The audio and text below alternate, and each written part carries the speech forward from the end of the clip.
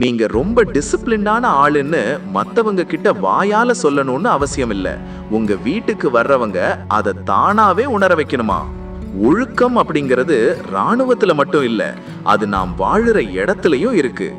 இன்னைக்கு நாம பார்க்க போற இந்த 20 விஷயங்கள் உங்க சிந்தனையையும் உங்க எதிர்காலத்தையுமே புரட்டி போட போற ரகசியங்கள். வாங்க வீடியோக்குள்ள போலாம். வாசலில் காலணிகள் ஜோடியாக ஒரே திசையில் இருக்கட்டும். வாசலில் இருக்கும் அந்த ஒழுங்குதான் அந்த வீட்டிற்குள் நுழையும் மனநிலையை அறிவிக்கும் விசிட்டிங் கார்டு. சிதறி கிடக்கும் காலணிகள் உங்கள் அவசரமான குழப்பமான வாழ்க்கையின் அடையாளம். கை வைத்தால் தூசி ஒட்டாத கதவு கைப்பிடிகள். சிறிய விஷயங்களில் நீங்கள் காட்டும் இந்த அக்கறைதான் உங்கள் பெரிய குணநலன்களின் அடையாளம்.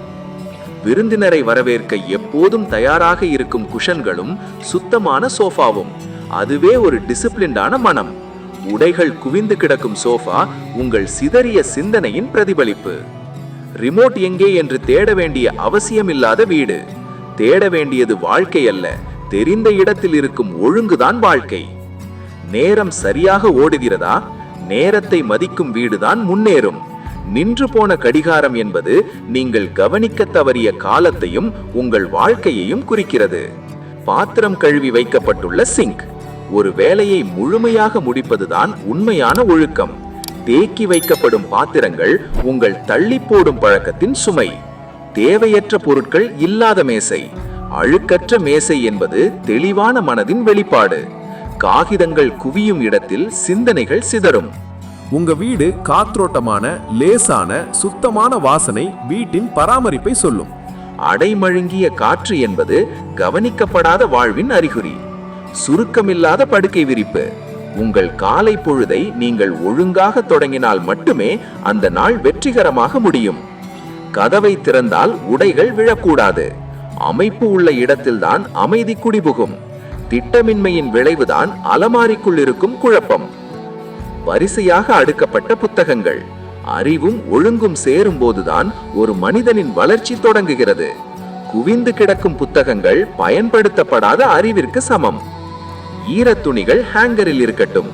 தரையில் எறியப்படும் துணி உங்கள் அலட்சியத்தின் சின்னம். சிறு பொறுப்புதான் பெரிய ஆளுமையை உருவாக்குகிறது. தேவையில்லாத இடத்தில் விளக்குகளை அணைப்பது ஒரு சேமிப்பு மட்டுமல்ல, அது ஒரு மிகப்பெரிய பொறுப்புணர்வு. தண்ணீர் குவளை குடித்தவுடன் கழுவி வைக்கப்படும் கண்ணாடி குவளை. பிறகு செய்யலாம் என்பவருக்கும் இப்போதே செய்பவருக்கும் உள்ள வித்தியாசம்தான் வெற்றி. நிரம்பி வழியும் வரை காத்திருக்காதீர்கள். சுமையை சேரவிடாத வாழ்க்கையே உண்மையான ஒழுங்கு. விளையாடிய பின் பெட்டியில் அடுக்கப்படும் பொம்மைகள். இங்குதான் ஒரு புதிய தலைமுறைக்கான ஒழுக்கம் வேர்விடுகிறது. விருந்தினர் வரும்போது தயாராக இருப்பது உங்கள் நம்பிக்கையை அதிகரிக்கும். இன்னும் ரெடியாகவில்லை என்ற அவசரம் உங்கள் மதிப்பை குறைக்கும். அமைதியான பேச்சு.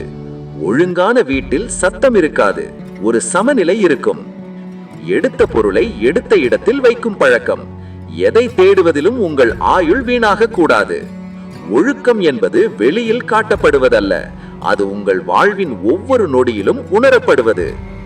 ஒழுக்கம் என்பது ஏதோ ஒரு பெரிய சாதனை அல்ல, அது காலணியை நேராக வைப்பதில் தொடங்கி உங்கள் வாழ்க்கையை நேராக நடத்தும் நிலைக்கு உங்களை மெல்ல மெல்ல உயர்த்தி செல்லும் ஒரு உன்னத மனப்பாங்கு. இன்றே உங்கள் வீட்டின் ஒரு மூலையில் இருந்து மாற்றத்தை தொடங்குங்கள். உங்கள் வாழ்வின் மாற்றம் தானாக நிகழும்.